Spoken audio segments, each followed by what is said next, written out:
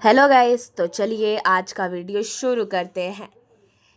किरी इंडस्ट्री गुजरात में 100.80 करोड़ का हाइब्रिड हाइब्रिड पावर प्रोजेक्ट लगाने जा रही है। ये जो कि हाइब्रिड मतलब होता है सोलर प्लस विंड पावर दोनों होता है।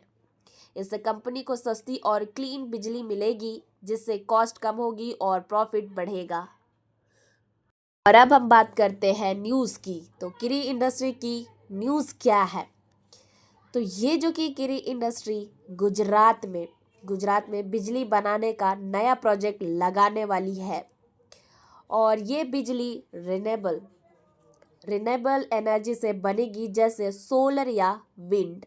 कंपनी ने इस प्रोजेक्ट के लिए लेटर ऑफ इंटेंट, यहाँ पे देख सकते हैं कि लेटर ऑफ इंटेंट LOI दिया है।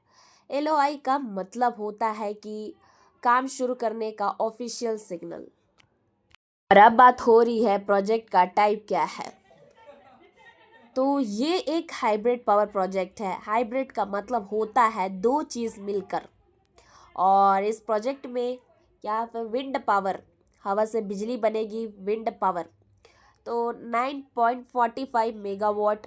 और सोलर पावर, सूरज से बिजली बनेगी सोलर पावर 8 मेगावाट।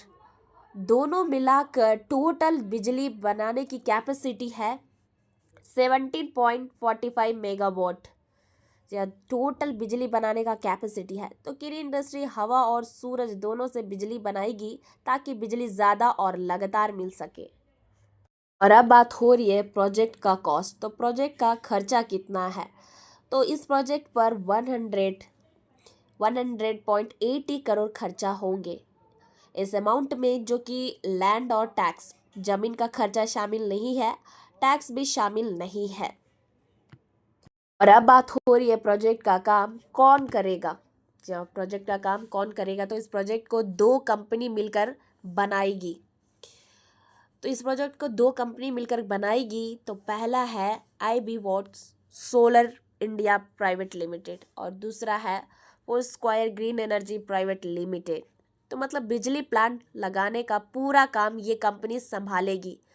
प्रोजेक्ट कब तक कंप्लीट होगा? तो ये जो कि प्रोजेक्ट लगभग 10 महीने में पूरा हो जाएगा। काम एक्सपीरियंस्ड कंपनी करेगी और प्रोजेक्ट 10 महीने के अंदर तैयार हो जाएगा। और अब बात हो रही है ये प्रोजेक्ट इम्पोर्टेंट क्यों है। तो इससे जो कि फैक्ट्री की बिजली सस्ती हो जाएगी और ग्रीन एनर्जी का यूज़ ज़्यादा होगा। कंपनी का ESG रेटिंग बेटर होगा और लॉन्ग टर्म में कंपनी का खर्चा कम होगा।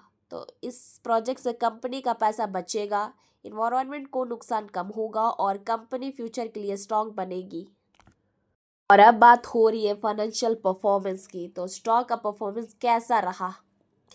तो एक महीने में 22% गिरा है और 6 महीने में स्टॉक 14% गिर गया है और एक साल में स्टॉक 12% गिरा है। 5 साल में लगभग जो कि है वो मतलब फ्लैट ही रहा है। इसका मतलब क्या है कि अभी शॉर्ट टर्म में स्टॉक कमज़ोर दिख रहा है, लेकिन ये नया ग्रीन एनर्जी प्रोजेक्ट कंपनी के लिए लॉन्ग टर्म में अच्छा हो सकता है। अभी शेयर गिरा है, पर फ्यूचर के लिए बिजनेस स्टेबल बन रहा है।